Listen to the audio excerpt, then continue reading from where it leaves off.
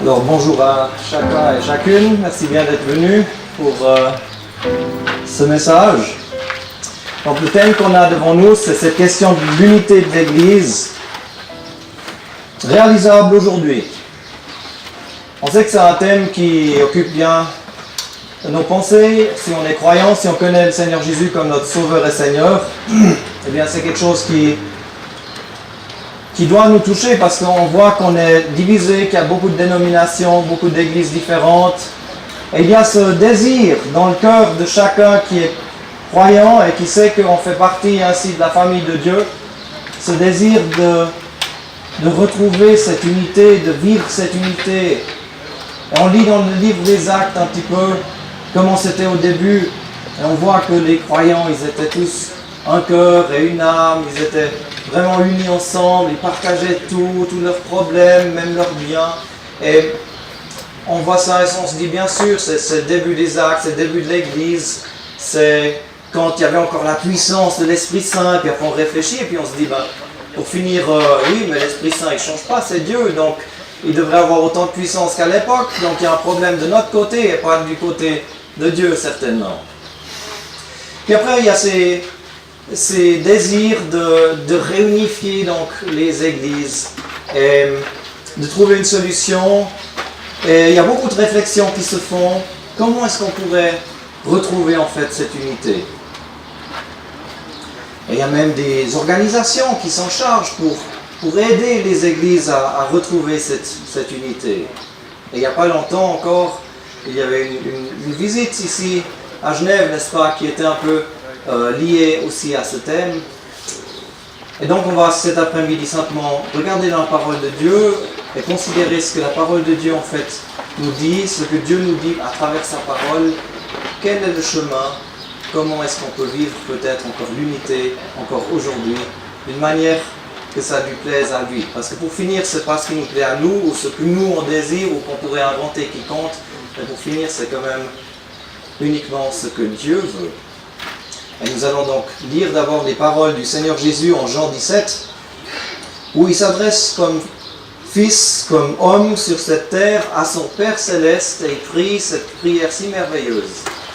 Et je lis au verset 6, Jean 17, verset 6.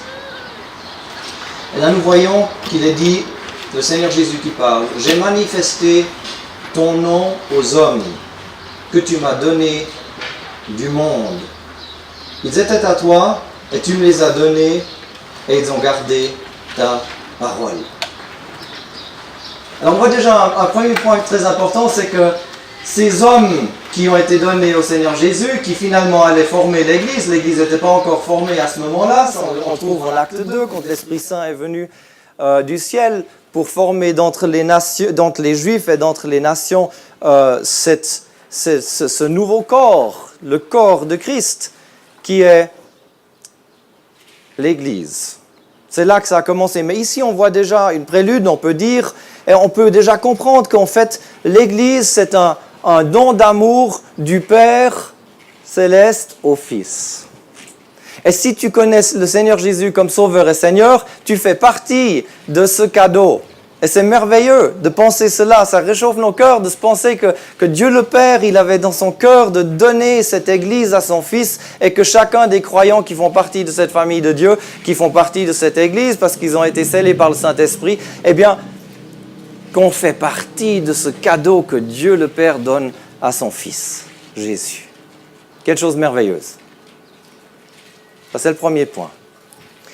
Ensuite, au verset 20, il dit « Or, je ne fais pas seulement des demandes pour ceux-ci, mais aussi pour ceux qui croient en moi, par leur parole. » Donc, pas seulement pour les disciples qui étaient directement devant lui, mais aussi pour nous, les générations suivantes qui allaient croire aussi dans leur parole. Et qu'est-ce qu'il demande? Afin que tous soient un. Comme toi, Père, tu es en moi et moi en toi, afin qu'eux aussi soient un en nous. Afin que le monde croie que toi, tu m'as envoyé. Afin que le monde croie que toi, tu m'as envoyé. Donc, il demande que les croyants soient tous un afin que le monde croie. Et puis aujourd'hui, je me pose la question, on vit ici en Suisse, Et on voit qu'il n'y a pas beaucoup de monde qui croit encore, il n'y a pas beaucoup de monde qui sont bien persuadés qu'il y a quelque chose de vrai dans le christianisme, que la parole de Dieu est encore vraie, et c'est pourquoi peut-être. Peut-être on est bien coupables aussi les croyants, parce que ça se pourrait très bien que quand le monde il nous voit, ils se disent « Regardez comme ils sont tous divisés, ils ont tous des idées différentes, chacun interprète sa Bible à sa manière. » Et vous savez, c'est ça qui est absolument génial quand on y réfléchit, c'est que l'Église que Dieu a formée, il l'a formée de gens qui sont très très différents, d'ailleurs un peu très variés comme on est aussi assis ici dans cette tente. Les gens aujourd'hui, qu'est-ce qu'ils font quand ils veulent se rallier ensemble et former quelque chose? Ils forment des associations selon les intérêts personnels qu'ils ont. D'accord? Donc, je m'intéresse pour des chats, je fais une association autour des chats et je trouve des copains qui s'intéressent pour ça aussi, on s'entend bien, on a le même intérêt. Je m'intéresse pour la lecture, je fais une association autour de la lecture, etc. Je fais ça. Bon, il y a des associations beaucoup plus pratiques que je pourrais donner. On pense à la Coupe du Monde, ben voilà, on aime bien le foot, on fait un club de football et puis tous ceux qui viennent là, ben, ils aiment ou jouer ou regarder. Alors ça, c'est merveilleux. Quand on y pense dans un certain sens, pour les humains comme ça les arrange. Mais vous savez une chose, c'est que c'est justement pas ce que Dieu a créé. Dieu, il a formé en prenant des gens d'entre les Juifs et d'entre les nations, les Juifs qui méprisaient les nations, qui pensaient que Dieu a seulement parlé à eux et puis pas aux nations. Et puis, il prend des plus riches et des plus pauvres, il prend des gens bien éduqués, des gens moins éduqués, il prend des gens de toutes classes sociales et puis il les met ensemble parce qu'il opère dans leur cœur, c'est des gens qui se repentent, c'est des gens qui acceptent le Seigneur Jésus comme leur Sauveur et Seigneur et ils deviennent en fait croyants et par cela un membre du corps de Christ. Puis les membres qu'on a à notre corps, ils sont bien différents, il y a le pouce, il y a les doigts différents, mais il y a aussi le reste du corps, il y a des membres qu'on voit, des membres qu'on voit moins, tous les membres ont une utilité, mais ils sont bien différents, et puis l'œil ne peut pas dire à l'oreille « je t'ai pas besoin », ou bien la main au pied « je t'ai pas besoin ». Tous sont nécessaires avec les dons que le Seigneur donne à chacun pour l'édification de ce corps. Et ça, c'est unique. Quand on pense à ce que c'est l'assemblée dans un endroit, ici à Lausanne par exemple, c'est qui l'assemblée ici à Lausanne en fait? Comment Dieu voit la chose?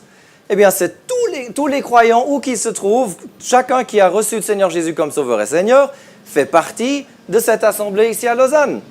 N'importe quelle église qui se rassemble, le lieu où ils se rassemblent, ce n'est pas ça qui compte. Dieu, il voit que tous les croyants de Lausanne font partie de son assemblée ici à Lausanne. Et ça fait des croyants bien différents. Bien différents. Puis maintenant, ce qu'on a fait, nous, c'est qu'on a dit, ouais, mais il y en a qui aiment bien la liturgie, il y en a d'autres qui aiment mieux danser et sont plus du côté charismatique, et puis il y en a d'autres qui ont... Et c'est une question de style, et puis voilà, on se remet ensemble, un petit peu comme des clubs, comme des associations, selon nos goûts personnels. Mais ce n'est pas ce que la parole nous dit du tout, n'est-ce pas? Et quand il y a quelqu'un qui se convertit nouveau, qui vient par exemple ici dans la tente de partage, qui est confronté avec le message merveilleux de l'Évangile, eh bien il accepte le Seigneur Jésus comme Seigneur et Sauveur. Qu'est-ce qu'il va faire? Il va poser la question, maintenant qu'est-ce que je fais? Les croyants, ils se rencontrent comme église, comme assemblée, n'est-ce pas? Ils se rencontrent, il y a des réunions, et puis faudrait choisir alors, le pauvre. Choisir comment? Il vient de recevoir l'Esprit Saint, c'est merveilleux, mais il ne connaît pas du tout la parole. Choisir comment maintenant? Les uns, ils vont dire c'est ça qui est important, les autres, ils vont dire non, ils sont tout faux, ça va le confondre totalement. Comment choisir maintenant l'Église? Et c'est ça qu'on a ici, avec quelques schémas, essayé de montrer. En fait, on voit ici quelqu'un qui se pose la question, et puis il y a toutes sortes de possibilités où il pourrait maintenant aller, n'est-ce pas? Alors, la question qui compte pour finir, c'est vraiment que dit la parole de Dieu, n'est-ce pas? C'est seulement ça qui va répondre à cette question que nous avons mise ici. Quelle Église correspond à la pensée de Dieu? Alors ici, on a montré ce que c'est cette assemblée. L'assemblée, c'est un groupe de personnes, vous savez, le nom assemblée, c'est ecclésia, ça veut dire appelé en dehors. Appelé en dehors. En dehors de quoi? En dehors du monde. Dieu a donc appelé des gens en dehors du monde et les a transformés, a créé quelque chose de nouveau. Vous savez que quand on se convertit, en fait, la parole de Dieu nous dit que toutes choses sont devenues nouvelles et nous sommes devenus une nouvelle création. Et ça, c'est fantastique quand on y pense, une nouvelle création. Une nouvelle création, c'est quoi cette nouvelle création? On sait très bien que le Seigneur Jésus, il va revenir bientôt pour prendre justement cette Église vers lui. Mais ce n'est pas la fin du monde tout de suite. Et après, il y a des jugements qui vont se déverser sur cette terre, il y a des tribulations de 7 ans qui doivent se déverser sur cette terre. C'est une période assez très très tragique qui va venir et dont nous pouvons déjà voir les présignes. Puis après, il y a encore le millénaire que Dieu va installer encore. Le Seigneur Jésus va venir pour régner 1000 ans sur cette terre en justice et en paix. Ça, c'est une bonne nouvelle. Mais ça, c'est encore la même terre. Elle sera renouvelée, il y aura le péché qui sera mis de côté, les conséquences du péché, dans un certain sens, mis de côté. Je me passe les détails, et à la fin de ce temps-là, quand même, il y aura encore une révolte contre le Seigneur Jésus qui aura régné parfaitement durant ce millénaire. Le cœur de l'homme qui est fondamentalement mauvais et fondamentalement contre Dieu sera pleinement révélé. Et qu'est-ce que Dieu va faire? C'est là qu'il va mettre de côté tout ce qui est lié à cette ancienne création qui est gâchée par le péché. Il va brûler tout l'univers, les cieux et la terre, et puis il va créer une nouvelle terre et un nouveau ciel. Et quand il va créer cela, ça sera enfin quelque chose de réalisé. Ça veut dire que le péché sera ôté du monde, totalement, mis de côté. Vous savez, vous vous souvenez quand Jean le baptiseur, il était sur la terre, il voyait le Seigneur Jésus et il disait « Voici l'agneau de Dieu qui ôte le péché du monde. » Qui ôte le péché du monde, entièrement. Et ça se réalisera uniquement, finalement, quand il y aura seulement cette nouvelle création. Mais il fallait quand même une base dans l'œuvre de Christ pour enlever tout ça. Voilà. Maintenant, on réalise une chose. Quand on devient croyant et quand on devient partie de l'Église, on est devenu partie de cette nouvelle création. Toutes choses sont devenues nouvelles. On est une nouvelle création. Ça veut dire qu'on appartient déjà à un univers futur qui est un univers de Dieu et qui est différent de ce qu'on est en train de vivre ici. Merveilleux quand on y pense. Ça nous montre un tout petit peu ce que l'Assemblée est dans les yeux de Dieu. L'Assemblée, oui, c'est des gens qui sont tirés d'entre les Juifs et d'entre les nations, forment un nouveau corps, mais ils sont une nouvelle création, ils font partie d'un univers futur, d'un monde futur que Dieu va encore créer. Ça nous montre à quel point on est détaché d'ailleurs de ce monde. D'un autre côté, on est encore bien dans ce monde et on doit être aussi sel de la terre et puis lumière du monde. Ça, c'est d'autres aspects. Je m'en passe maintenant et on vient tout de suite à la question, mais qui dirige cette Église maintenant? Bien sûr, chaque corps a une tête, n'est-ce pas? La tête, c'est Jésus-Christ. Seulement une tête, n'est-ce pas? La tête est coupée, s'il n'y a pas de tête, ben le corps il est mort. S'il y a 2 têtes, on a un monstre. Il y a seulement une tête. Non, peut-être vous allez dire, oui, bon, ça, on sait. Ça, c'est la base, tout le monde le sait, on est tous d'accord, on demande à n'importe quel croyant. Mais il faut quand même une tête aussi sur la terre. Dans une église locale, il faut quand même un pasteur, il faut quand même une tête pour qu'il n'y ait pas de chaos, ça ne devienne pas chaotique. Puis après, alors, ça fait que il y a des phrases qui se disent, n'est-ce pas? Et maintenant, c'est mon église, et puis il y a des choses qui ne me vont pas. Et vu que c'est moi qui ai la tête ici, je dis, ça ne va pas se passer comme ça dans mon église. Mon église? Mon église. C'est qui peut dire mon église? Le Seigneur Jésus a dit, je bâtirai mon église. Sur ce roc, je bâtirai mon église. C'est le seul qui peut dire ça. Il n'y a pas différentes églises. Selon Dieu, il y a une église. Et Jésus-Christ est celui qui dirige tout. Il a donné sa vie. Et il a aussi dit localement, Je vous donne le verset ici. Matthieu 18, 20, il a dit que localement, là où 2 ou 3 sont réunis en mon nom, là, je suis au milieu d'eux. Quelle chose merveilleuse. Le Seigneur Jésus qui promet sa présence personnelle au milieu des 2 ou 3 qui sont rassemblés. En son nom. En son nom. Qui lui donne toute l'autorité. Maintenant, on va se poser la question, bon, c'est juste, conceptionnellement c'est juste après la parole, mais dans la pratique, c'est pas comme ça. Dans la pratique, on a toutes ces églises différentes. Alors historiquement, comment ça s'est passé? D'où est-ce que ça vient? Qu'est-ce qui s'est produit? Comment on en est arrivé là, à ces divisions? Et là aussi, il faut regarder dans la parole de Dieu, parce que c'est là qu'on va trouver le début des divergences.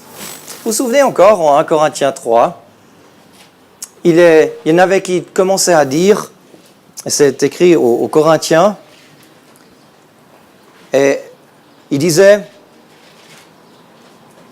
moi je suis d'Apollos, et l'autre, moi je suis de Paul, et moi je suis encore de Céphas. C'est quoi ça? Il y en a qui commençaient à grouper à former des partis ici, et ils prenaient des leaders qui leur allaient bien. Il y en a qui disaient, moi j'aime bien Paul, l'autre Apollos, l'autre Céphas. Puis il y en avait qui disaient, ah non, on ne peut pas prendre des hommes comme notre leader, mais on veut quand même avoir notre petit groupe, et puis, nous on prend Christ, nous on est juste.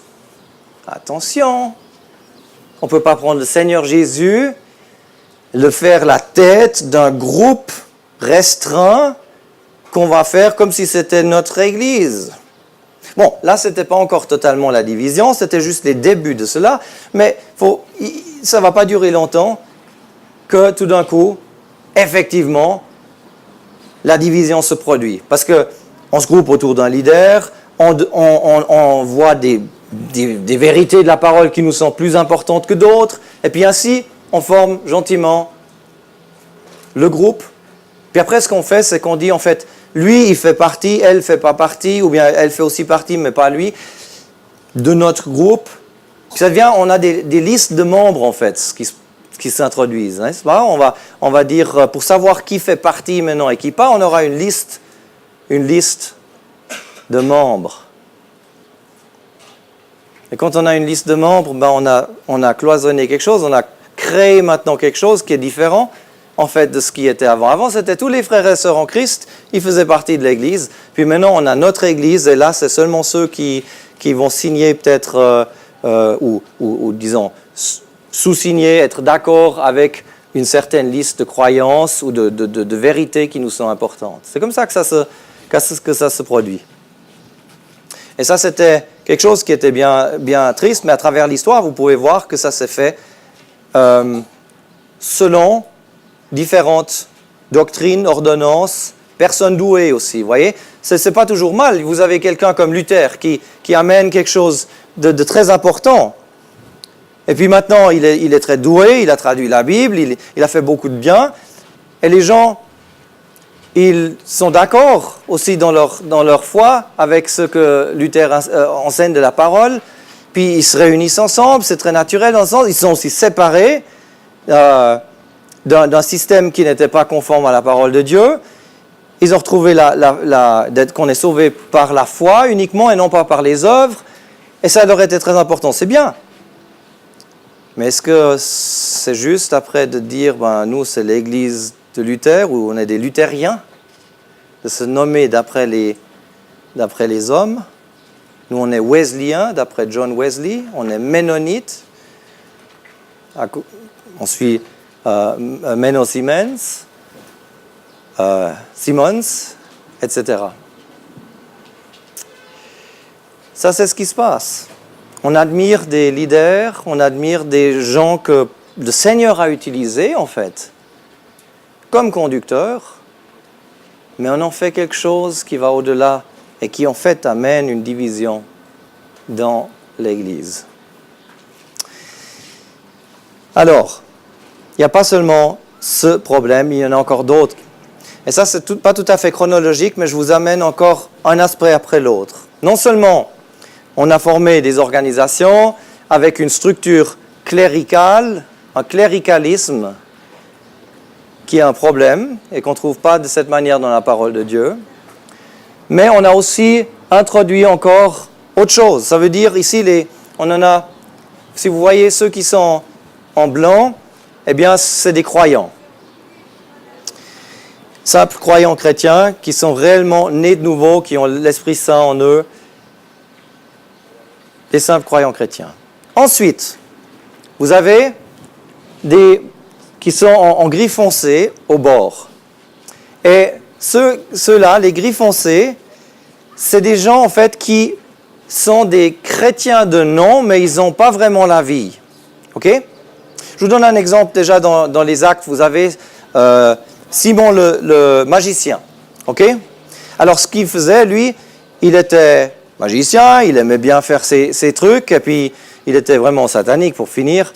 C'est pas, mais il réalisait que le Saint-Esprit, c'est une puissance beaucoup plus grande, et il voyait les apôtres opérer, et il se disait, mais moi je veux aussi ça. Et puis il s'est converti, il a dit, voilà, moi je suis aussi chrétien. Il les a bien eus dans un sens, parce qu'ils l'ont baptisé. En le baptisant, ils ont dit, ouais, lui aussi il est chrétien, donc il faisait partie des chrétiens. Là, il n'y avait pas encore division dans l'Église, donc il faisait partie de l'Église extérieurement, on peut dire.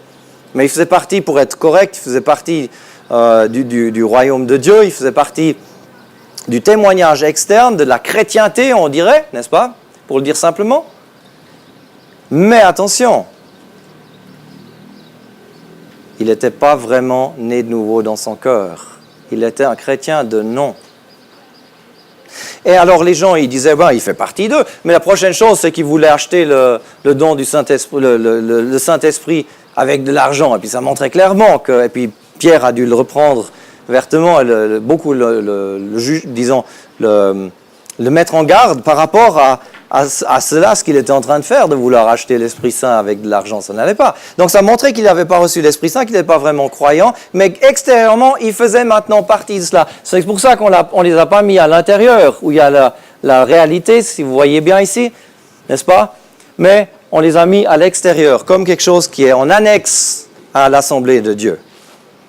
Ils font partie de la chrétienté. Et aujourd'hui, il y a beaucoup de croyants de chrétiens qui se disent chrétiens, qui ont été baptisés d'une manière ou d'une autre dans une église, un baptême chrétien, qui disent qu'ils font partie. Et en fait, ils ne sont pas du tout sauvés, et malheureusement, sur leur chemin vers une éternité loin de Dieu, dans le lac de feu. Terrible. Baptisés extérieurement. Ils vont dire un jour, Seigneur, n'avons-nous pas prophétisé en ton nom et chassé des démons et fait toutes sortes de miracles en ton nom? Il doit leur dire, non, je ne vous connais pas. Je ne vous ai jamais connus. Et maintenant, il y a encore une autre catégorie là. Et ça, c'est ceux qu'on a mis en rouge. Ils sont tous sur le bord.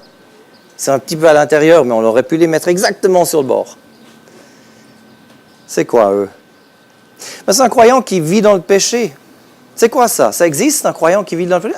On va dire c'est un chrétien qui vit dans le péché. Vous voyez ces nuances, n'est-ce pas? Ils disent qu'ils sont chrétiens, mais ils vivent sans être nés de nouveau avec une copine. Ou bien dans une autre forme de péché.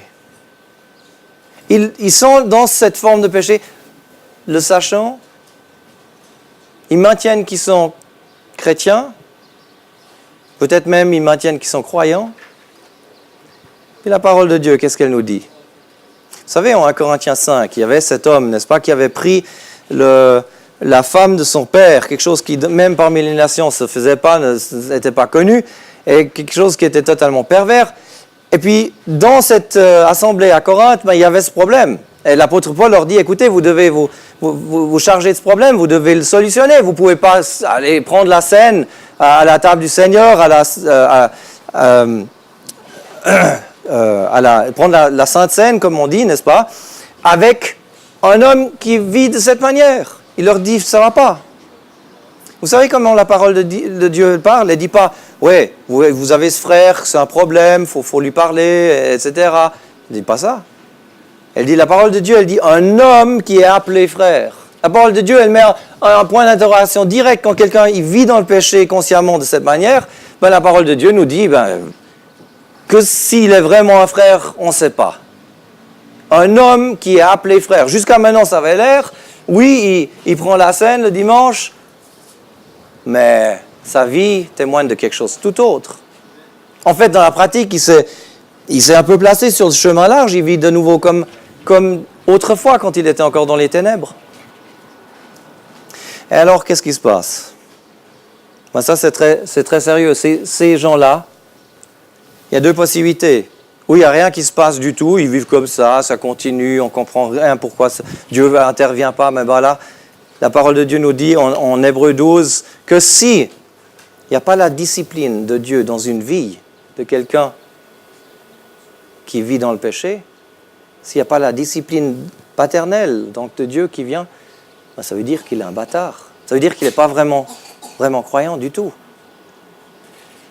Par contre, si c'est vraiment un enfant de Dieu qui s'est égaré et qui s'est trompé de chemin, on peut dire, qui a passé sur le chemin large, alors Dieu, qu'est-ce qu'il va faire? Il va le ramener sur le bon chemin. Donc, dans sa bienveillance, il va appliquer une discipline dans sa vie d'une manière ou d'une autre pour le ramener sur le bon chemin, ce chemin étroit. Quand on traverse la porte étroite, il n'y a pas un chemin large là derrière, il y a un chemin étroit. Et c'est celui-là qui mène à la vie. Et c'est pour ça qu'on ne peut pas vraiment dire ceux qui sont là en rouge, s'ils sont vraiment nés de nouveau ou pas. Ça pourrait être que ça fait une semaine qu'ils vivent dans cet état tout d'un coup. Ça fait 10 ans qu'ils sont là-dedans. Et puis là, on dit clairement un homme autrefois appelé frère, peut-être. Je ne dis pas qu'on puisse perdre son salut en le disant, n'est-ce pas? Ça, c'est toute une autre question qu'on ne va maintenant pas traiter cet après-midi. Et je dis qu'il se place dans une situation de danger très clair et que c'est au déshonneur de Dieu, mais qui font quand même partie extérieurement, et peut-être intérieurement, extérieurement en tout cas, de la chrétienté. Ok, ayant expliqué cela, on va maintenant passer à... On va prendre la loupe, on va prendre une église quelconque, ce n'est pas spécifique. Puis on va regarder un petit peu ce qu'il y a typiquement dans l'Église. Bon, on a parlé du cléricalisme, n'est-ce pas? On a cette structure, et vous allez peut-être dire, mais qu'est-ce qu'il y a de faux d'avoir un pasteur? Bon, ce n'est pas notre thème aujourd'hui non plus. Il y a certainement des pasteurs sont des hommes de Dieu qui désirent vraiment soutenir un troupeau, et ils font une œuvre merveilleuse dans beaucoup de cas. En attendant, cette question, est-ce que c'est juste de les appeler pasteurs d'après la parole de Dieu? Ça, c'en est une autre, parce que les pasteurs, dans la parole de Dieu, c'est des dons, et on en a fait un pupitre, on peut dire.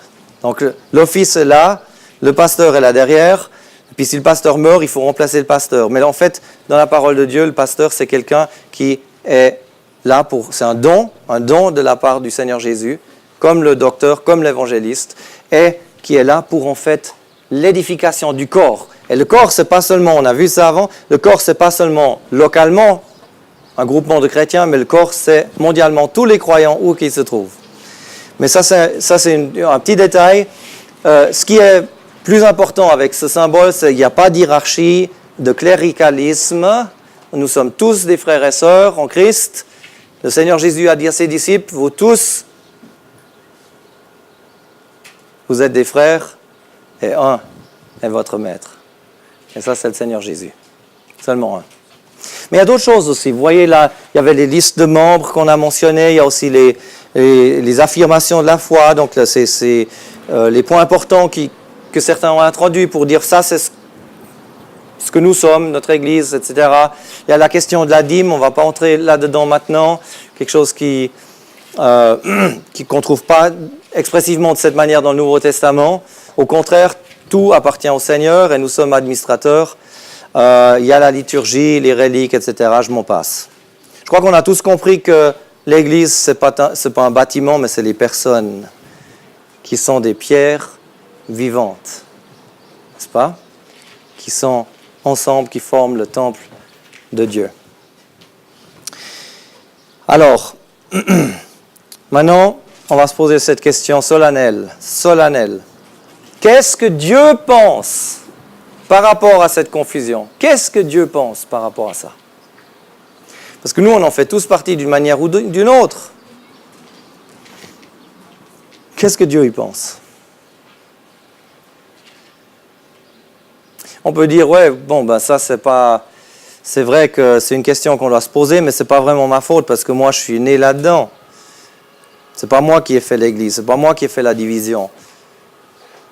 Puis c'est ni mon père, ni mon grand-père, ça va un peu plus loin en arrière, donc voilà, c'est comme ça. Non, est-ce que c'est comme ça? On vit notre vie maintenant, ici, aujourd'hui.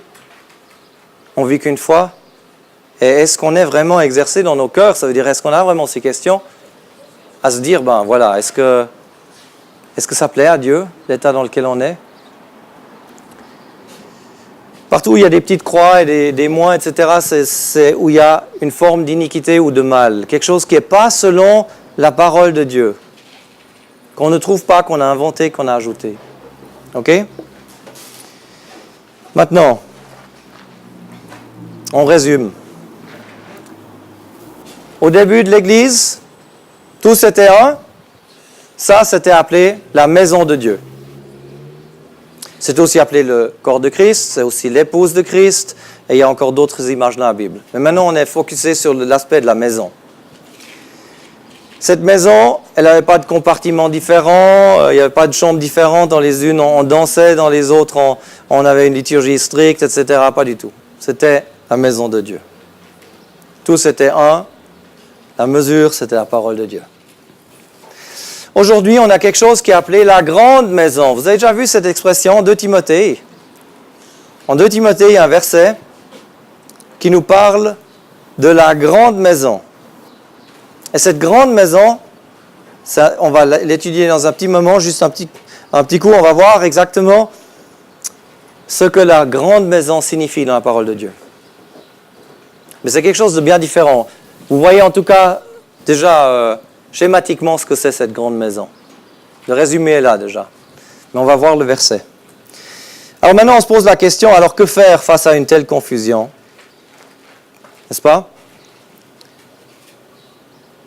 Dans l'Église. Comment vivre maintenant l'unité autour du Seigneur Jésus? Il y a 2 possibilités que je vous propose. La première possibilité, c'est de dire, on va enlever les murs, n'est-ce pas? On va dire tout ce qui nous sépare, on enlève, on arrête tout ça, on va évangéliser ensemble, on va faire des temps de partage, tout le monde ensemble, évangéliser, toute forme d'évangélisation, et puis on va prier ensemble, parce que là aussi, c'est bien de prier. C'est bien de prier, c'est vrai, c'est très important. On va prier ensemble, là au moins on est d'accord. Est-ce que ça solutionne le problème? Là, c'est déjà un début peut-être, n'est-ce pas? Et puis l'autre possibilité, la deuxième, c'est, on a marqué ici, vivre l'unité en se retirant du mal. Ça veut dire quoi? Mais comment est-ce qu'on peut se retirer du mal? Et si on se retire de quelque chose, est-ce que ça ne divise pas? Comment on peut vivre l'unité alors à cette manière? Ça, c'est 2 possibilités qu'on va vite analyser ensemble maintenant. Alors, la première, on a toutes ces voies, n'est-ce pas? Montrant de l'amour entre nous, très important. Montrant un esprit de tolérance. Nos différences font notre richesse. Soyons un. Qu'est-ce que vous pensez de celle-là? Moi, j'ai déjà entendu cette phrase aussi, souvent même, plusieurs fois. On va dire, les différentes églises, avec leur variété, c'est comme des fleurs. Puis elles sont toutes différentes, et puis on prend ces fleurs ensemble, puis on a un joli bouquet. Un bouquet de fleurs qui plaît bien à Dieu. Des fois, on est vite à se trouver des solutions, n'est-ce pas? On a une belle image, on la met ensemble comme ça, et puis on se dit, voilà, on se sent bien de nouveau. Puis on décide que ça plaît à Dieu. Parce qu'un bouquet de fleurs, ça nous plaît à nous. C'est pas si simple que ça. Puis il y a beaucoup de choses qui se font de cette manière, par rapport à la doctrine de la parole. C'est pas, on trouve un joli exemple qui fait du sens, et puis on fait un grand amalgame. Si nous sommes unis, nous serons crédibles. Oui, on l'a lu. Afin que le monde croie, si le monde n'y croit pas, c'est parce qu'on est si divisé, entre autres. Il y a d'autres raisons. Rassemblons nos églises. Au ciel, de toute façon, il n'y aura plus de murs doctrinaux, enlevons-les déjà. De toute façon, ce qui nous divise, c'est la doctrine. Oublions la doctrine. Ah oui? La parole de Dieu, il faut oublier la parole de Dieu, en grande partie. Ça ne va pas. La doctrine divise. Est-ce qu'elle divise? Pas forcément. Si on veut soumettre à la doctrine, elle ne divise pas du tout, elle unit. Alors on va voir maintenant, graphiquement, où on en est ici. On va enlever les murs, n'est-ce pas? Ça, c'est ce qu'on a aujourd'hui. On est tous d'accord? Ça, c'est ce qu'on a aujourd'hui, les différentes églises, les différentes dénominations, avec les listes de membres, avec le cléricalisme. Et puis, on va maintenant enlever les murs. Et puis, on va voir ce que ça donne. Ça donne ça. Voilà. On enlève les murs. Je ne sais pas exactement dans la pratique comment on va les enlever, d'ailleurs. Mais on va essayer d'imaginer, de ce cas hypothétique, qu'on puisse enlever les murs. Parce qu'enlever les murs, ça voudrait dire, voilà, on oublie, on n'a plus de liste de membres, c'est plus clair qui fait partie de quelle église, et puis c'est plus clair qui est le chef ou le pasteur de qui, etc. Bon, c'est pas si facile dans la pratique. Mais on imagine qu'on pourrait, par ce chemin de dire on évangélise ensemble, on prie ensemble, on se rapproche de cette manière un peu, on enlève tout ce qui nous sépare, on réduit tous les différences doctrinales, on n'en parle plus, et on se rallie à l'essentiel, et puis c'est l'amour. Voilà, on s'aime bien tous. Et puis, on imagine d'une manière ou d'une autre qu'on puisse arriver à une forme d'unité à travers cela. Encore une fois, je crois pratiquement, j'ai un peu de doute, ce n'est pas si simple. Vous voyez ce que ça fait? Si on met de côté doctrine, tout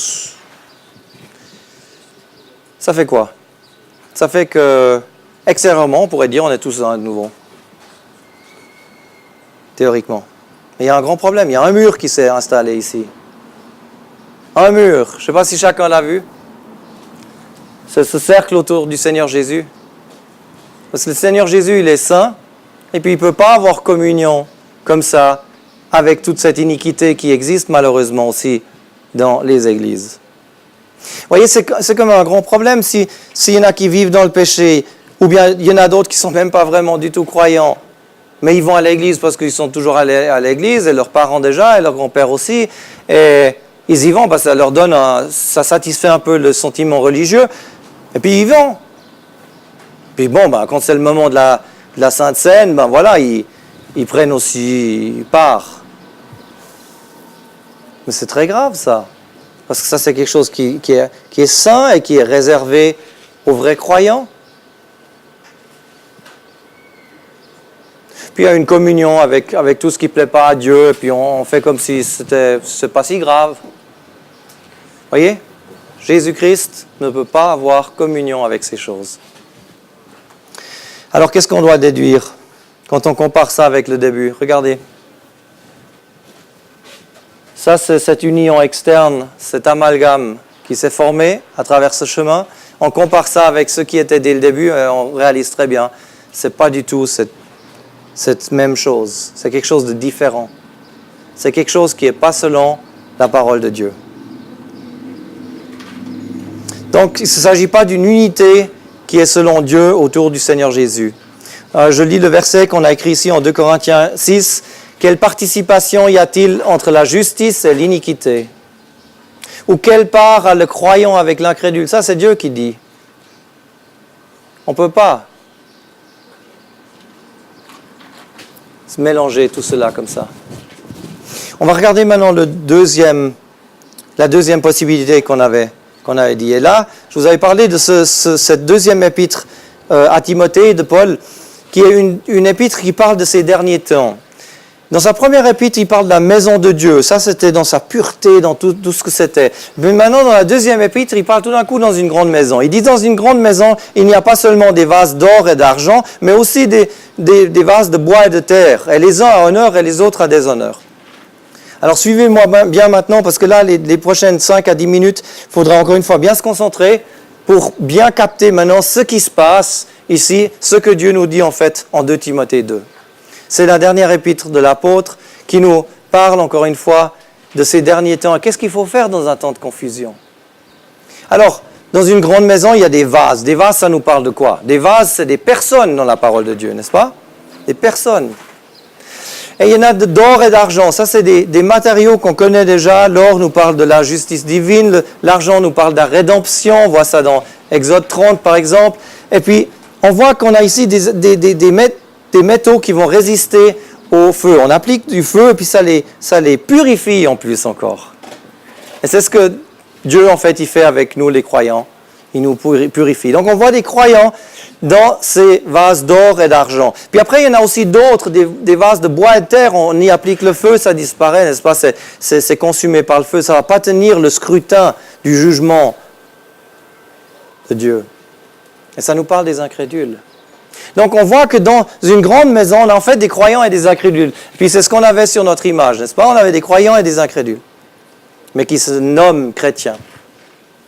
Puis après, il est dit, il y en a qui sont à honneur et il y en a qui sont à déshonneur pour Dieu et pour le Seigneur. Alors c'est quoi ça? C'est qui est à honneur et à déshonneur? Eh bien, la parole de Dieu nous dit, sans la foi, c'est impossible de plaire à Dieu. Donc ceux qui n'ont pas la foi, ils ne peuvent pas plaire à Dieu. C'est un jugement qui est radical, qui est clair, n'est-ce pas? Donc les incrédules sont ceux déjà à déshonneur. Mais vous allez dire, les croyants, est-ce qu'ils sont toujours à l'honneur de Dieu? Ben non.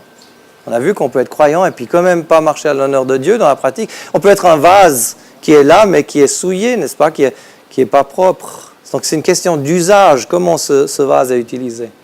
Maintenant, il y a une condition. Si donc quelqu'un se purifie de ceux-ci, il sera un vase à honneur, sanctifié, utile au maître, préparé pour toute bonne œuvre. Et là, mon cœur, il commence à vibrer, parce que je me dis, ça, je voudrais être un vase utile, je voudrais être sanctifié, je voudrais être utile au maître, n'est-ce pas? Préparé pour toute bonne œuvre. Et chaque croyant ici, cet après-midi, le désire, il dit, mais moi aussi, je voudrais être ça. Alors, c'est quoi cette condition? Si donc, quelqu'un se purifie de ceux-ci, ça veut dire quoi, se purifier de ceux-ci? De ceux-ci, c'est qui déjà? Ben, ça, c'est les vases à déshonneur, n'est-ce pas? On vient de voir, il y en a qui sont à l'honneur et d'autres à déshonneur. Si quelqu'un se purifie de ceux-ci, des vases à déshonneur. Se purifier, ça veut dire quoi maintenant? De ceux-ci. Eh bien, ça, c'est quelque chose qu'on peut solutionner assez facilement parce qu'il y a ce mot qui est utilisé là. C'est le même mot en grec qui est utilisé aussi en 1 Corinthiens 5 où je vous parlais de cette personne qui vivait dans cet état de péché et où l'apôtre va leur dire maintenant ôtez au milieu de vous le vieux levain. Alors il leur dit écoutez, vous Corinthiens, vous l'assemblée, vous êtes ok, mais il y a ce gros problème parmi vous. Ce frère, s'il a un frère en plus, cet homme qui est appelé frère, il vit dans cet état, vous êtes tous souillés si vous continuez comme ça. Vous devez le mettre dehors, ôtez le vieux levain afin que vous deveniez une nouvelle pâte. C'est ça qu'il leur dit. Donc vous devez l'excommuniquer. C'est une chose qui est faite dans certaines assemblées, dans certaines églises encore aujourd'hui, et c'est quelque chose qui est très important, c'est la discipline de l'église. La discipline, pour qu'il y ait quelque chose, une pâte pure à l'honneur de Dieu. Ça veut dire que ceux-là, ils sont mis hors communion pour un temps, pour qu'ils reviennent à leur sens, parce qu'on leur a parlé avant, et on leur a expliqué tout ça, et puis ils veulent continuer dans leur péché, puis voilà, la seule chose qui reste à faire, c'est ça. C'est quelque chose de très triste, très humiliant pour toute l'Église, ça se fait avec beaucoup d'amour et dans un esprit de bienveillance, et ensuite, si ça amène le fruit qu'en fait il réalise, mais qu'il est complètement à côté de la plaque, et qu'il se met en ordre avec Dieu, qu'il est repentant, puis après il est réintégré dans la communion des croyants. C'est merveilleux, si ça peut se faire. Mais là, il dit « ôtez donc ». Et ce mot « ôter », le vieux levain, « ôter », c'est le même mot qui est utilisé ici, en 2 Timothée 2, où c'est marqué donc « si quelqu'un donc se purifie de ceux-ci ». Alors, quelle est la différence entre ces deux passages? En 1 Corinthiens 5, vous avez une assemblée qui en gros est en ordre devant Dieu, mais qui a ce problème, et ce problème doit être solutionné. On peut amener l'ordre dans cette assemblée avec la discipline qui est appliquée à cet homme. Il est mis dehors. En 2 Timothée 2, on est dans une situation différente, qui est souvent, malheureusement, ce qu'on trouve aujourd'hui. C'est que si je suis dans une telle église, et puis il n'y a pas seulement un, mais il y en a encore 2, 3 autres, etc. Tout le monde s'est habitué, on n'y parle plus, chacun est responsable pour lui-même, on oublie toute question de discipline de l'Église, pourvu que chacun s'éprouve soi-même devant le Seigneur au moment où il prend le mémorial. Et puis après, imaginez-vous que moi j'arrive maintenant et puis je voudrais mettre l'ordre dans cette Église. Je vais dire, écoutez, je vais chez mon pasteur, je lui dis, premièrement, pasteur, c'est pas tout à fait juste. Deuxièmement, lui, elle, etc., on sait très bien comment c'est, malheureusement. Et puis, l'autre, on sait qu'il n'est pas croyant, en fait. Il faudrait tous les discipliner. On on voit déjà un peu comment ça va tourner. Moi, je vois déjà la réponse. Il va dire, écoute, on sait qu'on n'est pas parfait.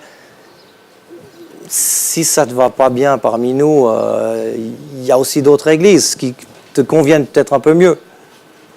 Donc, le truc, c'est que j'arrive peut-être plus dans cet entourage, et c'est ce qu'on a ici, cette situation en 2 Timothée 2, j'arrive plus à mettre l'ordre selon la parole de Dieu. J'arrive pas à corriger les choses d'une manière à que ça soit à nouveau conforme à la parole de Dieu.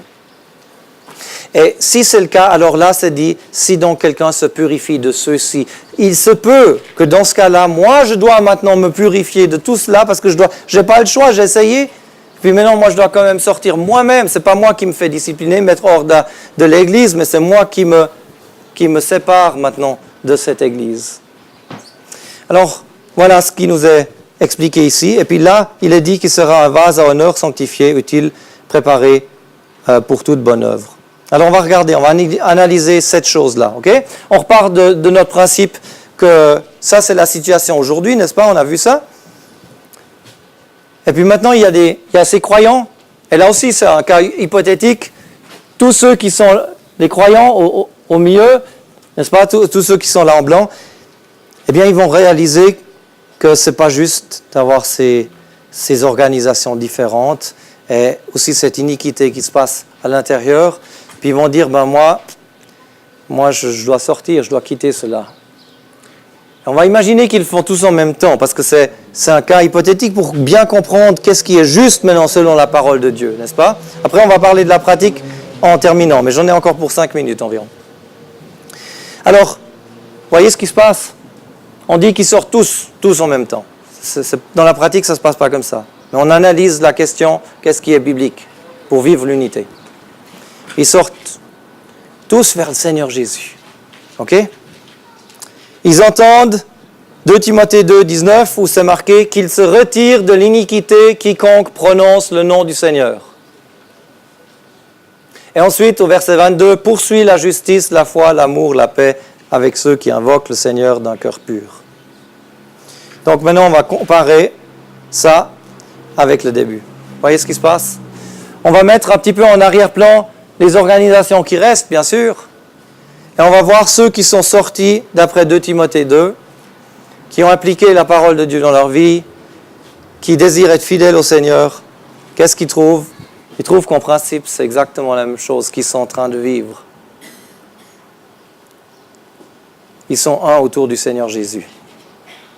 Ayant purifié vos âmes par l'obéissance à la vérité, pour que vous ayez une affection fraternelle, sans hypocrisie, aimez-vous l'un l'autre ardemment d'un cœur pur.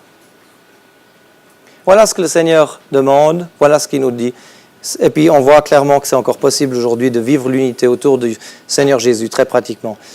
Maintenant tu vas te dire, oui, mais dans la pratique, c'est pas ça.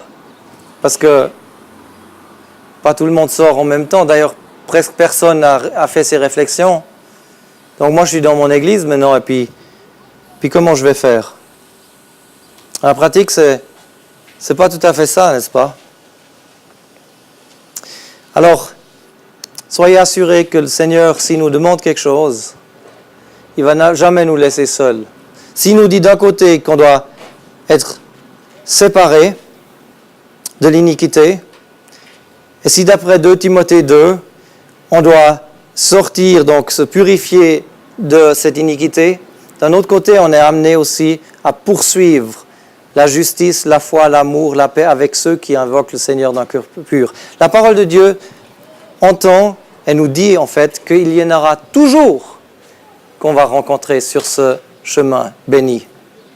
Elle nous dit tout simplement, fais-moi confiance. Si tu vois toutes ces difficultés, et tu essayes de mettre de l'ordre autour de toi, puis tu n'arrives pas parce que c'est vraiment pas accepté, et tu te vois obligé malheureusement de devoir quitter cette iniquité, et puis si tu le fais pour le Seigneur, ben tu verras que tu ne seras pas seul, parce qu'il y aura d'autres croyants qui auront été conduits de la même manière, où le Saint-Esprit aura montré de la même manière, selon sa parole. Ils leur auront montré qu'en fait c'est ça qu'ils voudraient faire. Et puis tout d'un coup on trouve qu'il y en a aussi d'autres qui ont déjà fait ce pas aussi. Et ça c'est merveilleux. Alors voilà, ma dernière question à chacun présent ici, c'est celle-là. où est-ce que tu te trouves aujourd'hui toi-même? Où est-ce que tu te trouves? Est-ce que tu es tout en haut, tu dis ici, donc sorti, clair, rassemblé au nom du Seigneur Jésus, simplement? Est-ce que tu te trouves peut-être encore ici, dans une organisation humaine où tu réalises qu'il y a bien des choses qui ne sont pas selon la parole de Dieu, et tu es dans une communion avec des incrédules, tu prends la scène avec des incrédules? Est-ce que tu te trouves peut-être ici? Ça c'est très sérieux, très très sérieux. Peut-être tu vis toi-même dans le péché, tu dis que tu es croyant, tu crois que tu vas au ciel, mais tu vis en fait une vie qui déshonore le Seigneur constamment. Et là, il faut se réveiller. Ou bien est-ce que peut-être, tu es encore ici? Ça veut dire que tu as été baptisé comme chrétien par tes parents qui t'avaient amené vers le prêtre ou vers le pasteur. Tu as été baptisé d'une manière ou d'une autre. Tu portes le nom de chrétien, tu dis que tu es aussi chrétien, mais tu n'as jamais rencontré le Seigneur Jésus comme Sauveur et Seigneur. Tu n'as pas de relation personnelle avec le Seigneur Jésus.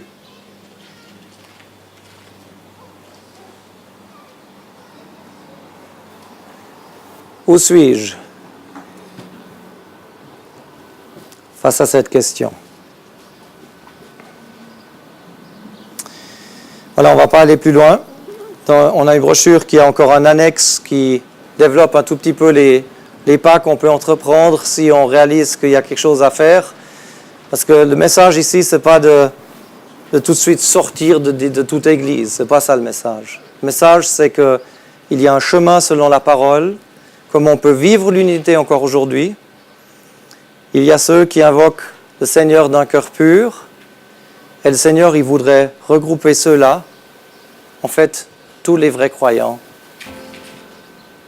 mais qui laissent de côté tout ce qui est organisation humaine, simplement réunis au nom du Seigneur.